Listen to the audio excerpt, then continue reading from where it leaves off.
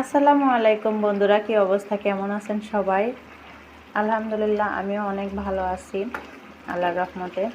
তো আজকে রান্না করতে এলাম হচ্ছে পালং শাক দিয়ে রুই মাছ। আর এটা কিন্তু আমার কাছে ভীষণ মজা লাগে, পালং শাক ঝোল করে রান্না করা বড় মাছ দিয়ে। তো আজকে রান্না করতে করতে অনেক লেট হয়ে গেছে, এখন প্রায় বাজে 2টা। সকালে কিছুই রান্না করতে পারি নাই, কারণ হচ্ছে আমার গ্যাস ছিল না। তো সিলিন্ডার নিয়ে আসছে, আর আমার গ্যাসের চুলাটা নষ্ট হয়েছিল, গ্যাসের চুলার পাইপের ওখানে লিক হয়েছিল, যার কারণ এটা সারতে নিয়ে গেছিলো।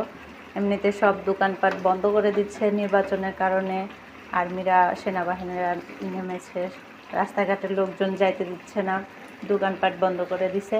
তো অনেক রিস্কে এটা সেরে নিয়ে আস্তে আস্তে অনেক দেরি হয়ে গেছে, যার কারণ আমাদের রান্নাবান্নাও অনেক লেট হয়ে গেছে। তো এই তো আমরা এখন এটা রান্নাবান্না শেষ, প্রায় খাবো, দুপুরের খাবার খাবো আর কি। সকালবেলায় ঠান্ডা ভাত ছিল, সেটাই আমরা খেয়ে